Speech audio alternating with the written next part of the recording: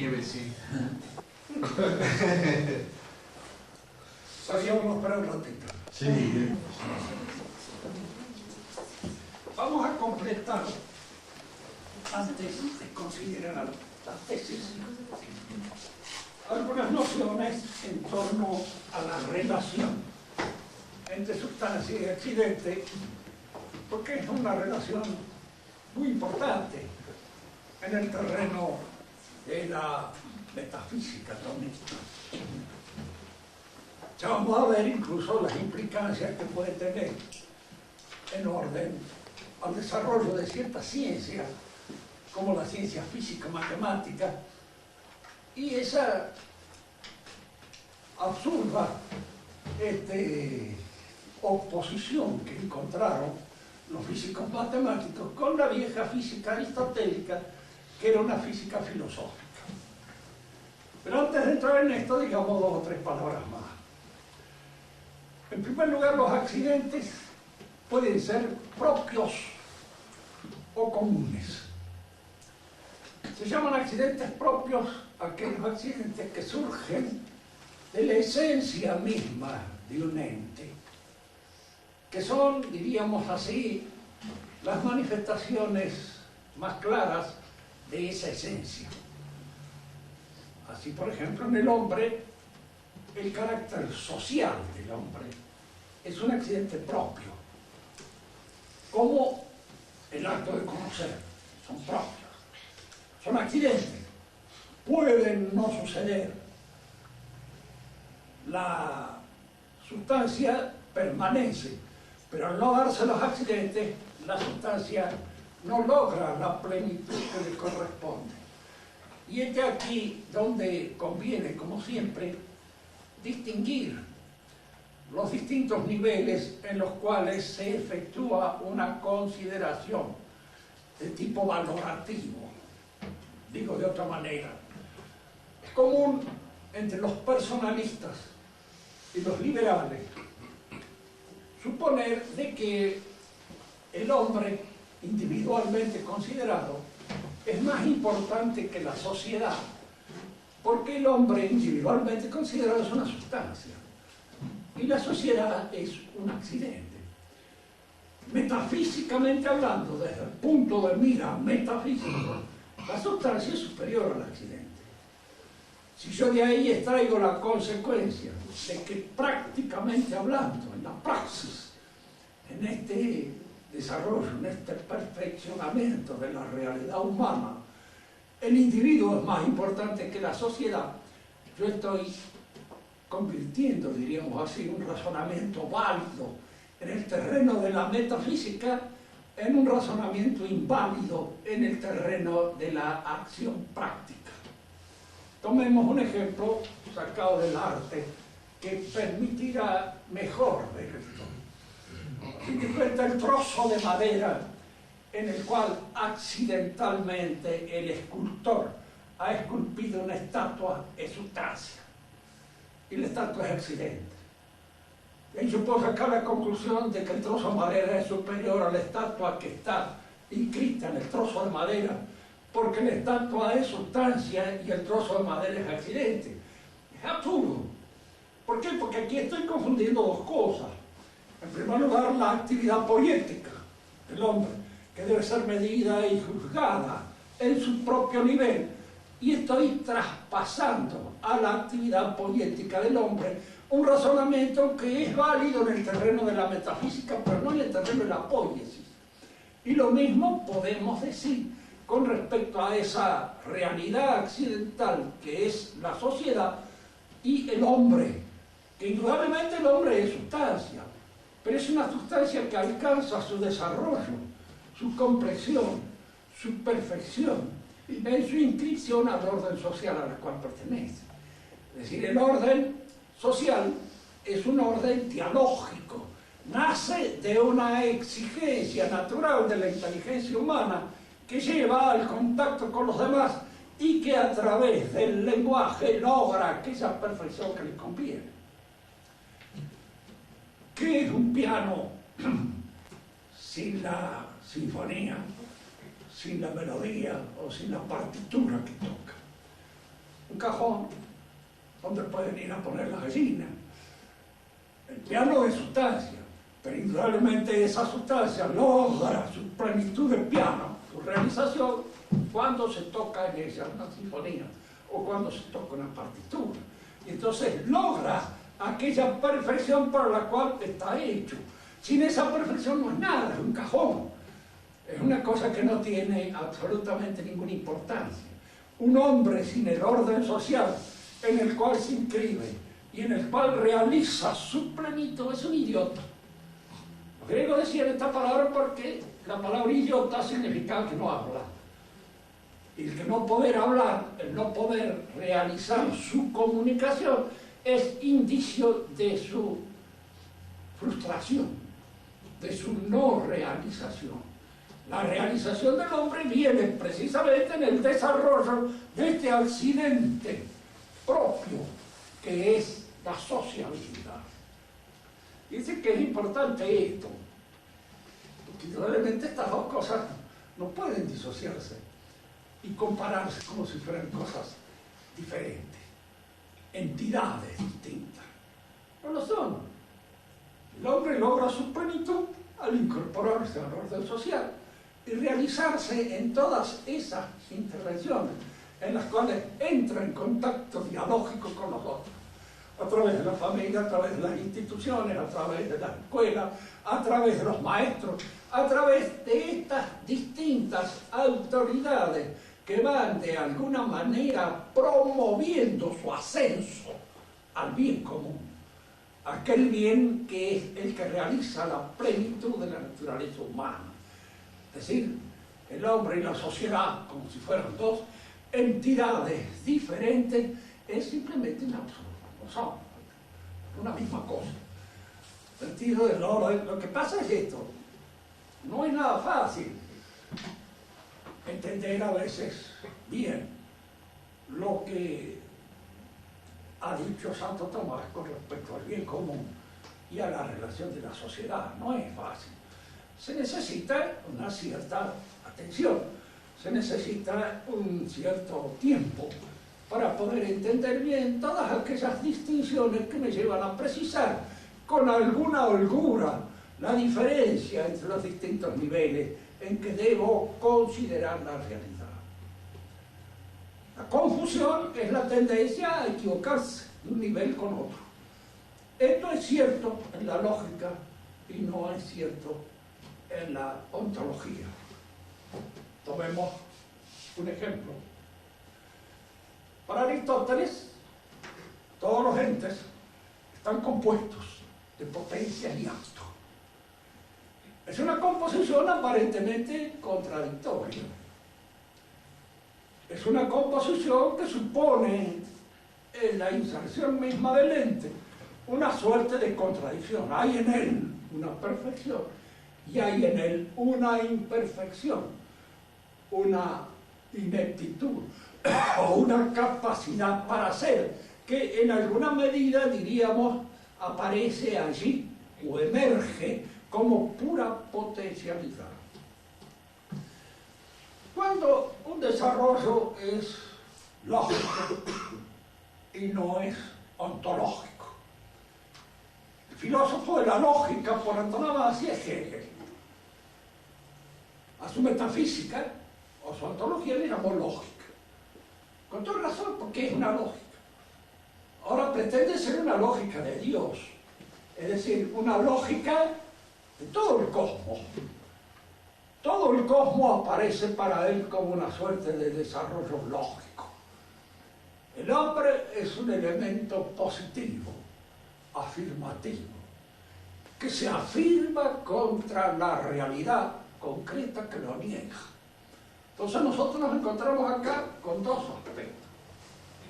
El hombre, la afirmación, y la realidad, la negación. ¿Qué hombre es la afirmación? Todo el hombre considerado socialmente. Hegel lo considera en ese sentido con toda plenitud, la plenitud humana. El hombre socialmente considerado es el que se afirma como espíritu. Pero esa afirmación le viene en alguna medida por el hecho de que la realidad se lo opone, lo niega. Y entonces hay acá una tensión entre el hombre que afirma y la realidad que lo niega. Tensión lógica. El hombre trata de comprender y dominar la realidad. Y en este tratar de comprender y de dominar la realidad, el hombre la designa, la conoce, en alguna medida la conceptúa, la conceptualiza. Y entonces aparece aquí el concepto como un elemento que coordina, como un elemento que viene a sintetizar estos dos aspectos contrapuestos. ¿Me parece una lógica? Sí, pero es lógica. ¿Por qué? En primer lugar, porque la negación no existe, ontológicamente hablando. La negación es una posición del espíritu. Yo digo en un momento determinado, hay tal cosa, no hay, no existe. Butaca. Estoy negando la presencia de algo, pero no estoy señalando ninguna otra cosa real, efectiva, que esté allí. Niego simplemente. Y la negación es algo propio de la inteligencia humana. Fíjense cómo será del propio de nuestra inteligencia. Y algo tan ya que nos enamoramos siempre de la negación. El error llega a ser para nosotros algo tan querido que es nuestro. Si yo digo que 2 y 2 son 4, vaya descubrimiento. Zanahoria antes que descubrimiento que 2 y 2 son 4. Si digo que 2 y 2 son 5, llama la atención, porque alguna otra empieza a decir, este debe estar en alguna cosa por la cual ha logrado descubrir que 2 y 2 son 5. Hay una narración muy bien hecha, muy linda, de Lanza del Basto, que parece a pesar de sus jaculatorias, tenía por ahí algunas cosas que eran inteligentes y valía la pena considerarlo, tenerlo en cuenta. Habla de Judas, y para él Judas es, dentro de los apóstoles, el intelectual, más inteligente de todos. Y el primero que descubre que Cristo es el Verbo encarnado. Y entonces reúne a todos los otros apóstoles para decirles, mire, Cristo es el Verbo encarnado. Y entonces nosotros, sí, dice, es el Verbo encarnado. Usted me da una rabia, claro, como Zanahoria vienen a decir que sí, y a darse cuenta de que lo que yo he dicho, es una invención mía, es algo fabricado por mí. Qué sé yo si es el Verbo encarnado o no, pero a mí se me ocurre que debe serlo. Y de alguna manera, en tanto que a mí se me ocurre que debe serlo, es un logro, una conquista de mi inteligencia. Y estos palurdos pretenden estar de acuerdo conmigo. Estos palurdos pretenden estar en alguna medida en la misma situación que yo. Acá hay algo que no anda bien. Él prefiere aferrarse al error, porque el error es nuestro.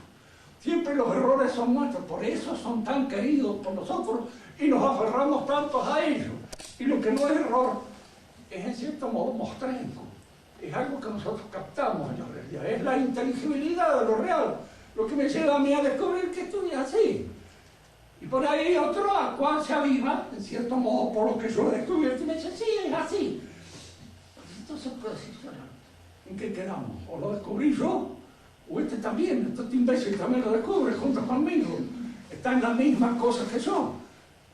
Fíjese que generalmente no nos gusta participar de aquellas cosas que consideramos como un encuentro propio nuestro. Importante señalar esto porque el pensamiento de Hegel es un pensamiento muy lógico. Tan lógico que es clarísimo. Y le da a la negación una importancia tremenda que va a recoger en el futuro de una manera mucho más práctica, más en la realidad concreta de la Revolución Carlos Marx. Para Carlos Marx, por ejemplo, el proletariado es la negación de la humanidad, es la negación del hombre, es el hombre enajenado, el hombre que no logra realizar concretamente su plenitud humana, Y como está negado en su plenitud humana, este valor de lo negativo es lo que va a provocar como consecuencia el advenimiento de la realización revolucionaria que va a ser esa sociedad comunista del futuro, que por lo visto no hay muchas posibilidades de llegar a verlo. El mismo Marx no las tenía todas consigo cuando él pensaba en eso, porque nunca nos ha dado una idea de qué es lo que podía ser. Él, por supuesto, era un burgués de su época, para un consorte, es decir, era casado con una baronesa, y lo tenía en cuenta, usaba monóculos, iba a todos lados, diríamos así, muy orgulloso de estar casado con Jenny von Westphalen, la cual era una baronesa auténtica y cabal, de manera que él tenía su corazoncito. Y cuando de alguna manera le tocaba actuar también en la vida particular, yo recuerdo una hija de él, se casó con un médico medio negrito, Lafargue se llamaba el médico. Era hijo de franceses nacido en las Antillas. Entonces tenía un hilito de sangre negra. Marx era muy racista. No le gustaban, en primer lugar no le gustaban los franceses. Ya el hecho que las hijas de él tuvieron preferencia por los franceses era una cosa que le dio muchísima rabia. A una de ellas no la dejó casar con el vasco Lizogaray, porque era francés y además de francés era revolucionario. Tenía miedo que le hiciera pasar la vida del perro que había pasado. Era lógico. Él mismo lo dice en una de las cartas, es curioso, lo dice. Dice, no, dice, yo he arruinado mucho la vida de mi familia. Dice, si tuviera que volver a vivir haría lo mismo que he hecho, pero no me casaría. Dice, para que de alguna manera, diríamos, mi gente no tenga que sufrir lo que ha sufrido por causa de mi situación. Cuando se casa esta chica con Lafargue, él le escribe una carta a Lafargue que existe entre las cartas de Marx y que la he leído. Y que es interesantísima, porque le pide explicación de qué es lo que tiene él para casarse. Que hasta ahora lo ha visto así como un criollito bastante impetuoso, cosa que no le gustaba mucho, en su relación con la chica, que a él le pareció que sí, había que poner un poco más de distancia, y en alguna medida pensar concretamente con qué se iba a casar, cuáles eran los elementos que tenía. Parece que Lafargue era rico. Por lo menos hay una referencia de una de las hermanas de esta chica casada con Lafargue, donde dice que Lafargue se había comprado una casita en los afueras de París de 30 habitaciones, en las cuales había, bueno, hacía la revolución, era revolucionaria, también la hacía con comodidad. No debe hacerse, ¿no? Hacerla incómodamente, a mí me parece una imbecilidad ya demasiado exagerada. Pero yo la hacía.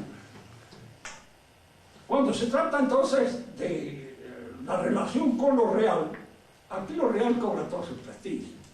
Pero cuando se trata de interpretaciones en donde lo real es reemplazado por lo lógico, es lo lógico lo que tiene prestigio. La negación no existe, pura lógica. Es una posición del espíritu. La nada no existe. No hay algo que se llama nada, concretamente determinado. No hay tal cosa. Que es la oposición del espíritu. De manera que jugar con la afirmación y la negación, y luego la negación de la negación, porque esos son los términos de Hegel, que Marx tradujo en tesis, antitesis y síntesis, para darle una realidad un poco más concreta. Una explicación del orden social o de toda la historia, fundándose en una percepción puramente lógica, es posible y ha sido hecha. Y es muy buena, pero es lógica. Y recordemos lo que nos decía Chesterton de la lógica. Los más lógicos del mundo son los locos. Son la gente más lógica que existe. Porque es precisamente aquella gente que confunde lo que es propio del entendimiento con la realidad. Y la confunden bien. Entonces crean a veces situaciones que son de una lógica inamovible. Un filósofo que era loco y que de alguna manera era también muy lógico y muy consecuente con su lógica fue Augusto Comte. Él, cuando hablaba de la sociedad humana, él no entendía que el hombre era específicamente racional. ¿Y de dónde?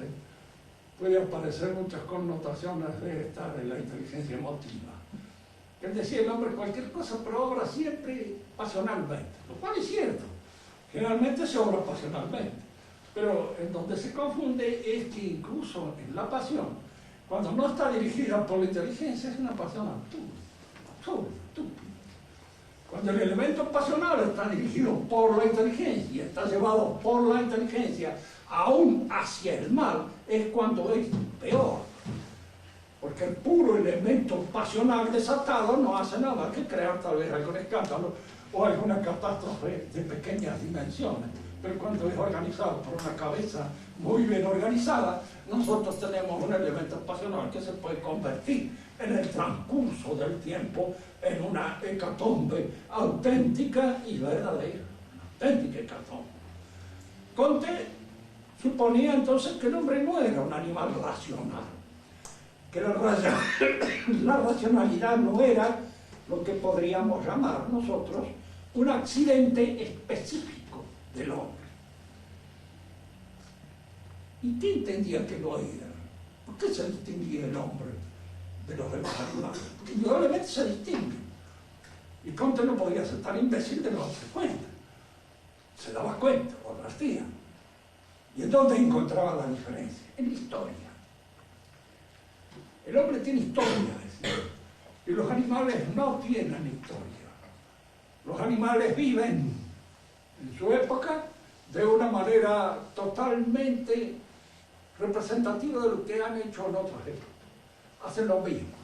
Están específicamente determinados por sus instintos para hacer esto y comportarse de esta manera.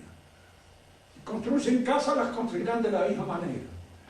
El gato que hace caca en un lugar donde hay baldosa tratará de taparlo, sabiendo que no hay tierra, pero el movimiento lo hace. Y lo hace de alguna manera instintiva, dándose cuenta no ha cambiado su actitud con respecto a esa medida higiénica. No la ha cambiado para nada, aun cuando resulta contraproducente en un lugar donde no hay posibilidad de tapar con tierra lo que acaba de hacer. Lo hace. Lo que distinguía al hombre entonces del animal era la capacidad de acumular sus experiencias. Y esta acumulación de sus experiencias las hacía a través de la historia. Nosotros no entramos en la consideración de esto. La historia es un aspecto, diríamos así, del accidente social. La sociedad humana es histórica. Y al decir que es histórica, queremos decir que el pasado la tiñe a las acciones humanas, las cualifica, les da una cierta característica. Para ser más claro, nosotros somos argentinos, mendocinos, de este siglo, de esta época. Y en nuestro comportamiento, indudablemente llevamos los signos propios de la época en la cual vivimos. Esa época nos marca. Esa época de alguna manera tiñe cualitativamente nuestros actos. Nos hacen ser de esta manera o de otra. Fíjense que la historicidad se da en el terreno personal, en el terreno familiar y en el terreno cívico o de un pueblo. Somos hijos de nuestros actos pasados.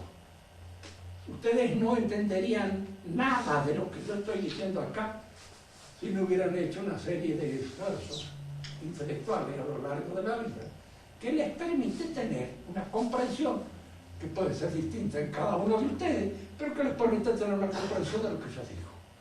Si esos esfuerzos no hubieran sido hechos, no entenderían nada. Y podrían decir, como generalmente ocurre cuando uno va y escucha a un filósofo, que sale contento, todos sonriendo. ¿Por qué? Porque nadie ha entendido. Entonces, como nadie ha entendido nada de lo que ha dicho el filósofo, uno cree que no le han robado la plata. Porque va de alguna manera a concurrir a eso, a no entender absolutamente nada y escuchar una serie de palabras raras que se incorporan más o menos externamente a nuestro vocabulario. Decíamos entonces que el histórico marca la obra. Y lo marca en el aspecto personal. Somos hijos de nuestro pasado. Somos los miembros de una familia determinada. En las familias está, de algún modo, la curva ascendente o descendente de la que acusamos nosotros su esencia en cuanto somos grandes. Familias que triunfan, que van para arriba, provocan en los miembros de esa familia ese movimiento ascensional, que es lo que les da fuerza. Fíjense que en Argentina generalmente esto ocurre en la primera o segunda generación, en la tercera ya se acaba el movimiento ascensional y empieza a entrar la pachanga criolla, también en los italianos y también en todos los demás. Momentáneamente los que ascienden más son los turcos, pero en algún momento determinado pudieron ser los italianos, que ya están entrando en la tercera generación, y al entrar en la tercera generación está disminuyendo ese esfuerzo. Pero este esfuerzo familiar, esta ascensión del elemento, uno lo hereda, lo recibe, lo aspira en la casa, lo tiene allí, en contacto permanente con el mundo, y eso va calificando los actos de uno. Y lo mismo sucede con el pueblo. Nosotros pertenecemos a un pueblo que él mismo se siente en decadencia. Hay argentinos al cual usted no hable, que no hable ya del hecatombe. Y que el hecatombe ya es la que está, es esta. Aquí no salimos más. Y de alguna manera, diríamos, nos encontramos en esto. En otros pueblos sucede lo mismo, pero en distintas proporciones. Los ingleses de la época victoriana no son los ingleses de hoy. Los ingleses de hoy, indudablemente, están respirando una decadencia que los de la época victoriana no la tenían. Era una época en donde Inglaterra estaba a la cabeza del mundo. Y este hecho de estar a la cabeza del mundo es un hecho positivo que grava a todos los miembros de una sociedad. Grava. A uno podrá no gustarle que tal cosas sucedan, pero uno, ¿qué va a hacer? Sucede. Hay pueblos imperiales y hay pueblos que apenas les da el cuero para sobrevivir. Y hay pueblos que ni siquiera les da el cuero para sobrevivir. Y están de alguna manera entregados a otros que le imponen su voluntad de una manera clara y definida. La historia tiene esas características. Generalmente cuando se habla de historia, aquí aparece también una confusión entre lo que es historia como realidad, como cualificación de los actos humanos, y la ciencia histórica. Son dos cosas distintas. Cuando se habla del fin de la historia, se está hablando de la ciencia histórica y de la finalidad que puede haber tenido el que la escribió, o los propósitos que nos guían. Diríamos, cuando Carlos Marx hace historia, la está haciendo en función de esa posible revolución que él ve como, diríamos, el suceso por antonomasia que va a colmar la aspiración de los tiempos. Hizo una historia. En realidad es él el que lo ve, y es él el que tiene ese objetivo y ese propósito. La historia en sí mismo, como elemento cualificativo del acto humano, no tiene finalidad, no tiene fin. Lo que tiene fin son la vida nuestra. Nosotros tenemos propósitos determinados, queremos alcanzar tal o cual cosa. Digo esto porque generalmente todas las confusiones suelen venir a veces del uso y el abuso de ciertos términos que uno luego emplea de una manera descalificada. Cuando yo pienso de que a fulano tal lo condenó la historia, digo, bueno, históricamente, ¿quién es el que lo condenó? Porque esto de que lo condenó la historia, y yo escribo la historia con mayúscula, este recurso tipográfico, la mayúscula no significa nada. Historia es historia. La historia no condena a nadie. ¿Por qué? Porque lo condena. Forma parte de nuestra estructura entitativa como un accidente que califica los actos humanos. Y no condena a nadie. El que condena son la gente.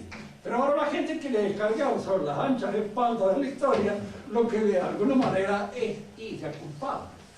Y son culpables de haber realizado tal cosa. O no culpables, lo que fuere.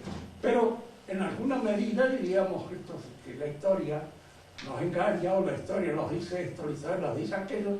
Son confusiones que entran en el terreno de estas apreciaciones nuestras como causa de que confundimos la historia como ciencia de la historia como realidad entitativa. Conviene distinguir. Distinguir para unir, decía Santo Tomás. Hay que distinguir las cosas. Esto es propio de tal, esto en tal nivel está bien, tal otro no está bien. Porque estamos creando una ambigüedad tremenda. Por ejemplo, ahora que se usa en el Vaticano para pedir disculpas por todas las cosas que ha hecho la Iglesia. La Iglesia lo dice. Que los cristianos concretamente hayan hecho algunas macanas, no cabe ninguna duda. ¿Quién no las ha hecho? Las ha hecho todo el mundo.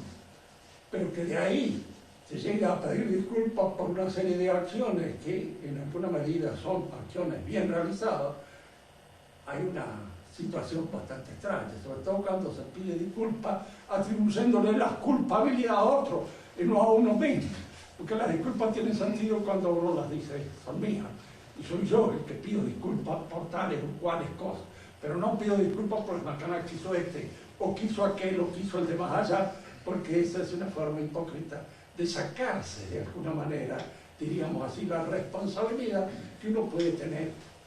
Hay culpas que sí son colectivas. ¿Por qué? Porque las asume un pueblo colectivamente. Por ejemplo, la muerte de Cristo es una culpa colectiva de todo el pueblo judío. Y si ahora alguien me dice a mí, como el Papa, ¿pero qué tienen que ver los judíos actuales con los que mataron a Cristo? Pero al hacerse judío y al admitir ser judío como tal, admiten la muerte de Cristo y la caen sobre ellos. Porque admiten el rechazo de Cristo, lo admiten. Nosotros no tenemos, como católicos, que admitir absolutamente ningún crimen de esa naturaleza. El judío sí lo tiene. Lo tiene como judío, porque al aceptar ser judío, acepta el rechazo de Cristo, la muerte de Cristo. Que puede aceptarlo con muchas razones. Por supuesto que sí. Entre ellos no hay gente que sean imbéciles. Los hay hombres muy conocedores y muy bien, diríamos, armados para la discusión intelectual. Pero aceptan la muerte de Cristo porque eso es lo que los configura. Es esa muerte lo que les hace hacer. A nosotros no nos configura ni la Inquisición ni las cruzadas. Las cruzadas o la Inquisición son las cuales hoy se pide disculpas, pues fueron instituciones que nacieron en la Iglesia en un momento determinado y que yo creo que nacieron perfectamente legítimas y con el mejor propósito establecido. Tanto que ha habido santos en una y en otra, y que la Iglesia los ha santificado. Pedir disculpas por esos hechos es una cosa absurda. El otro sí, porque el otro es un hecho que configura toda una situación social. Ser judío en la medida en que perteneciendo al pueblo de Israel se rechaza a Cristo y por ende se acepta la muerte. Diríamos así, como un buen republicano francés acepta la muerte de su rey en un momento determinado y la acepta como buen republicano.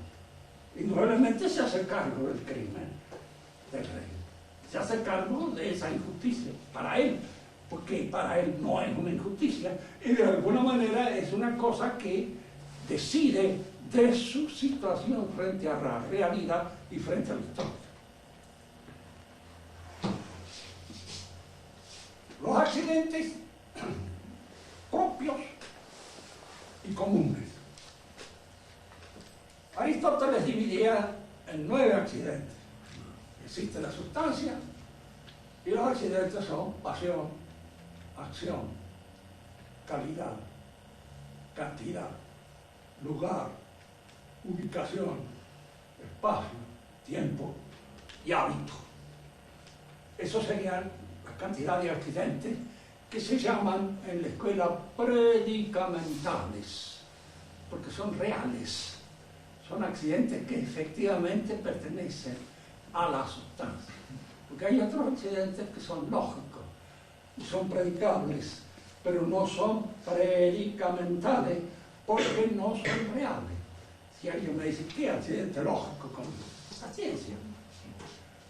Tener conocimiento es tener un accidente, una información lógica en la mente acerca de algo, sobre una realidad determinada, porque es esa representación que yo tengo como ciencia, es lo que en alguna medida me puede calificar a mí como conocedor de tal cosa, o como científico, o como simplemente informado. De cualquier modo, eso es un accidente lógico.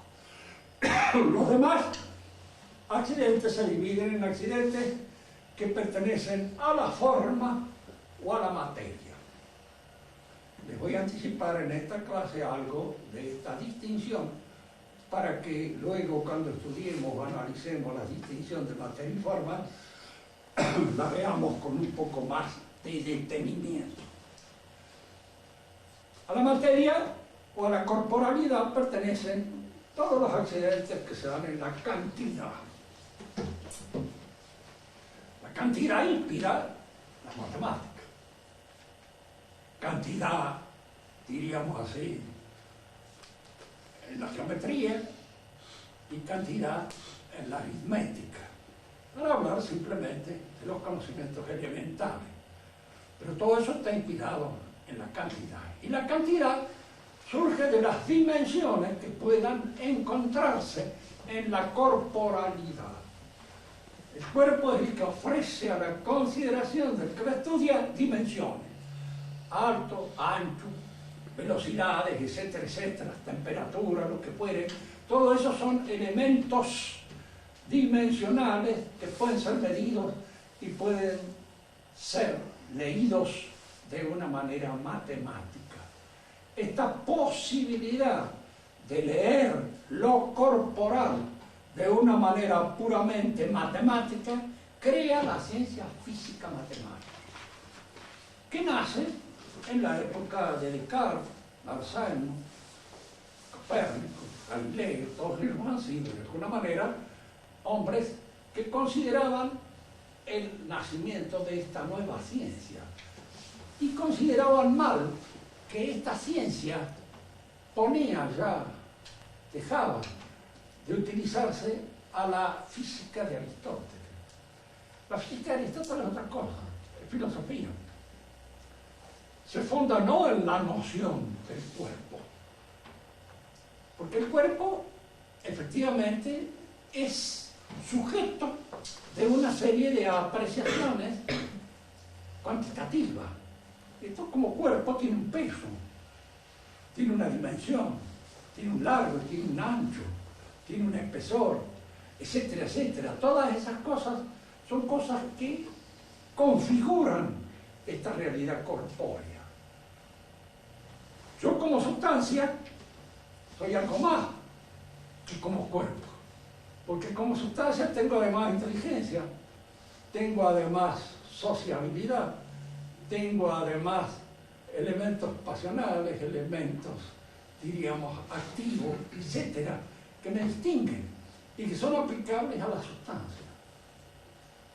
Cuando las conclusiones de un saber son atribuibles a la corporeidad cuantitativa y tratan de ser leídos de una manera matemática, estamos en el terreno de la física matemática. Y por eso la mayor parte de las definiciones de la física matemática son medidas. Son medidas. Yo no hablo acá con gran conocimiento, ni mucho menos, sino simplemente como el que ha estado en el trabajo de epistemología para ver la distinción que hay entre la física matemática y la física tradicional que cultivaba Aristóteles. Si yo quiero decir color amarillo, pues puede ser 756 micromicones de longitud de onda. Es una definición, ¿sí? Se llama precisamente cuantitativa, o es una medida como definición. Esta medida define esto, el color, en el terreno de la ciencia física matemática. Y las ciencias físicas matemáticas toman como sustancia la corporalidad, porque la corporalidad es efectivamente sujeto, no hablo de sustancia, pero es sujeto de una serie de medidas propias que surgen de ella, y entonces puede reemplazar en nuestra mente a la noción de sustancia, pero es un reemplazo ficticio, no le reemplaza nada, es otra cosa, es otra realidad.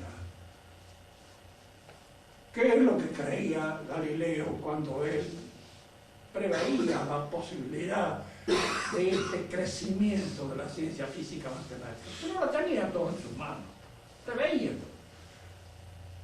La posibilidad del crecimiento físico matemático dejaba, diríamos, cesante a la vieja física aristotélica.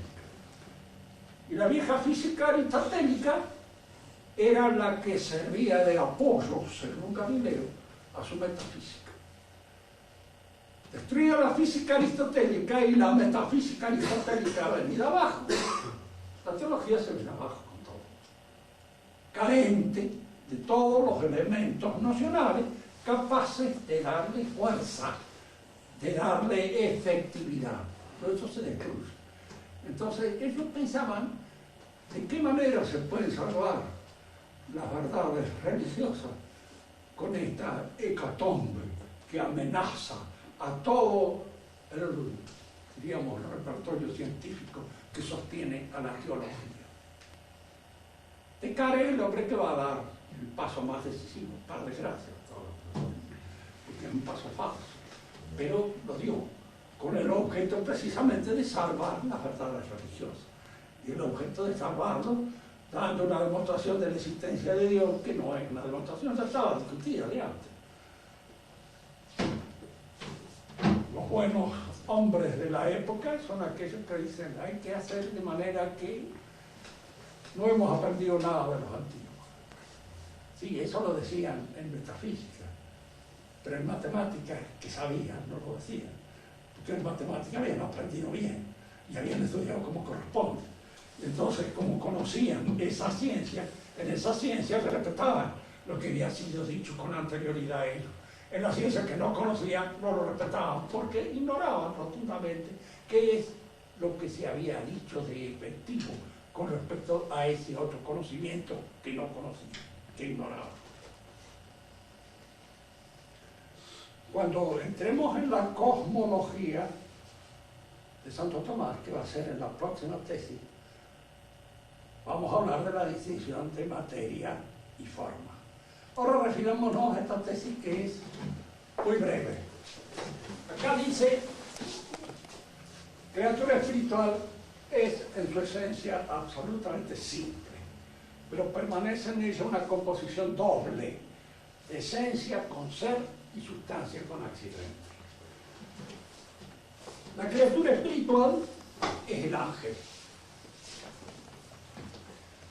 El ángel, indudablemente, no tiene su lugar en la filosofía, porque racionalmente no se puede probar la existencia del ángel. Se puede probar la existencia de Dios. Se puede probar que no repugna concebir la posibilidad de la existencia angélica.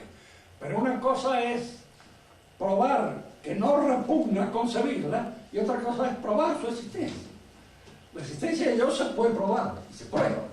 Hay pruebas para la existencia de Dios, pero la existencia del ángel lo sabemos por fe y nada más que por fe. Indudablemente están los ángeles buenos y los ángeles malos. Este sí o este no que dan los ángeles en el principio a la gracia de Dios es un accidente angélico.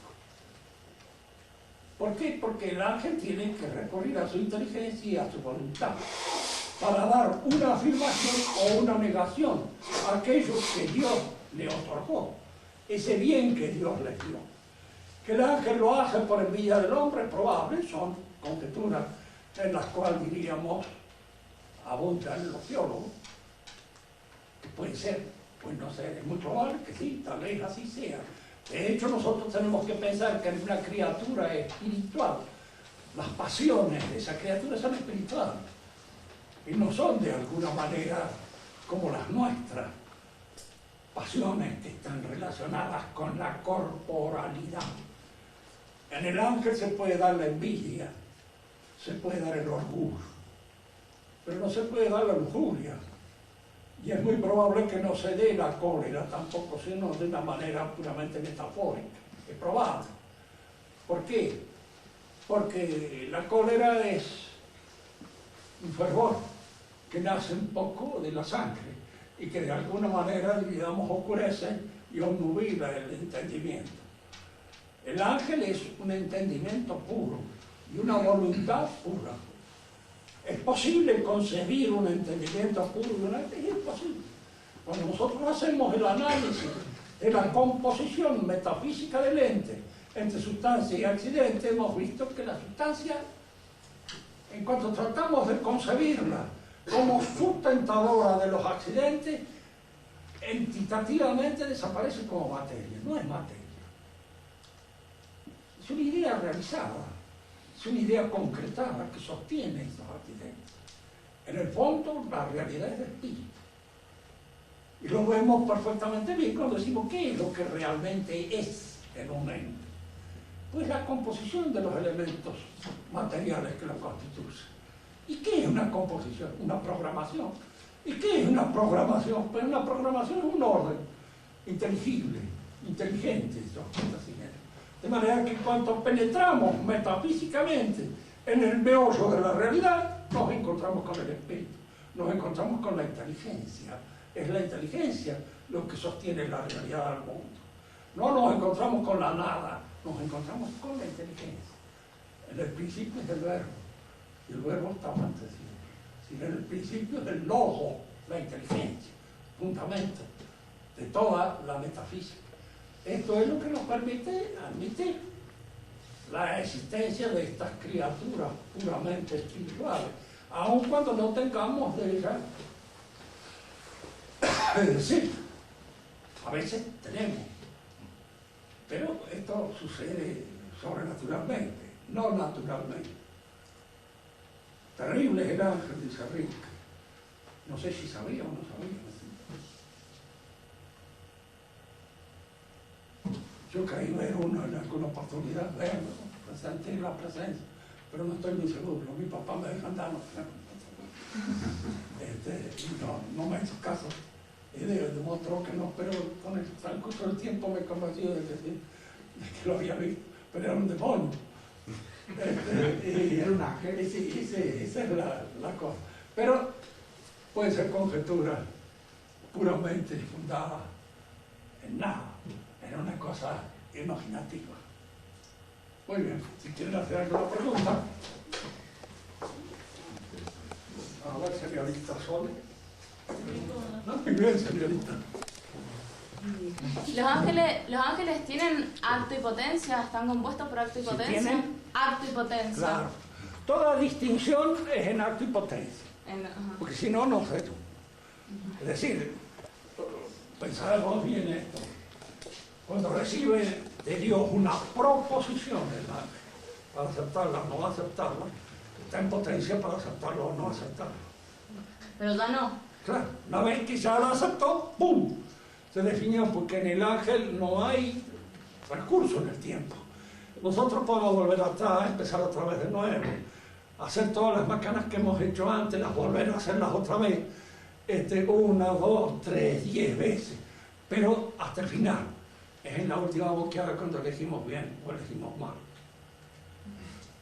Pero el ángel elige de una sola vez, porque es una criatura sempiterna.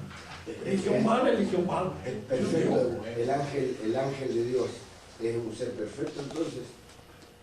Todo ser es perfecto en su naturaleza, porque la idea de perfección, en el caso de Dios, es una perfección absoluta, pero en todas las demás son perfecciones relativas. Se es perfecto en la medida en que se tiene el desarrollo bien acabado, completo, de todas las posibilidades de su naturaleza. En los hombres es muy difícil que eso se dé, pero por ahí en algunos se da. En el ángel es más fácil porque es más simple, y es una naturaleza más simple. El ángel, por ejemplo, que acepta la presencia de Dios, tiene la perfección que corresponde a su naturaleza en total. El otro la perdió, porque ho perduto il ben dell'intelletto, dice Dante. No sabía que Dante era un pecador, pero era un que conocía. Santo Tomás dice respecto a esa potencia angelical que un ángel puede instruir a otro ángel. Es decir, instruir Sí. a otro ángel, es decir, llevarlo a su perfección. Sí, claro. O sea que hay una cierta Porque es potencia. una inteligencia. Puede. Mm, Que lo hagan o no lo hagan. Eso ya no, Claro. es otra Eso cosa. depende también de las gracias que lo vivan, ¿no? Uno a veces ve que están de vacaciones. Uno quisiera una seguridad más de ser ángel de la guardia. Yo me acuerdo que una vez veníamos en motocicleta con un tipo que había tomado tanto whisky, yo también. Pero venía, qué sé yo, como a 150 kilómetros, y agarramos un chancho por el campo. Y la motocicleta se perdió, y yo salí volando. Siempre he dicho después que alguien me sostenía. Caí en un pantano como una lancha automóvil, así de todos lados. No me quedó un solo botón del saco. Felizmente caí en el pantano, lleno de barro que no me conocía ni mi madre. Pero yo calculo que el que me sostuvo en el aire debe haber sido el ángel de la guardia por primera vez algún acto. Pero no estoy nada seguro.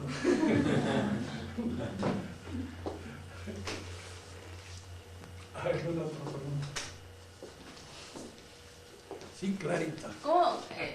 Santo Tomás también dice que los ángeles son todos distintos, son todos de naturaleza distinta. Ah, sí, sí. ¿Y cómo que son de Bien, naturaleza? por las razones estas, ¿no es cierto? El ángel tiene el principio de individuación en la forma. Es la formalidad la que lo individualiza. El hombre lo tiene en la materia. Entonces nosotros nos distinguimos unos de otros por la materia, no por la forma, por la materia. Pero la materia hay que entenderla, como después vamos a tratar de explicarla, de una manera clara, porque es causa. Causa sunt in vicem causa, dice el escolástico. Las causas se causan recíprocamente. La materia no es meramente pasividad, es también causa. Obra, en alguna medida, sobre la forma que en ella se imprime.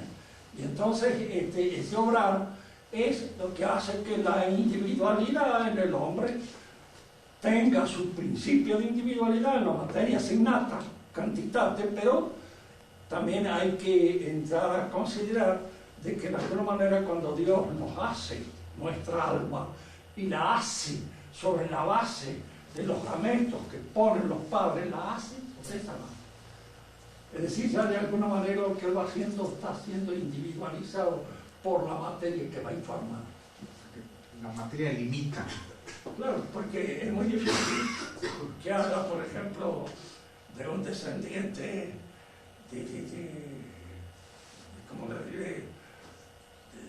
De cualquier raza, de cualquier pueblo francés, que haga un alemán, que haga cosas difíciles. No va a probar que lo haga francés o italiano. ¿Por qué? Porque el elemento racial, el elemento, diríamos así, genético, está actuando, no habrá, está operando. Ok. Por eso tenemos la cara que tenemos. Y por eso es que maquillarse hace pesos inútiles. Hacer negro siempre. Pero no quiere. Ahí está la materia actuando.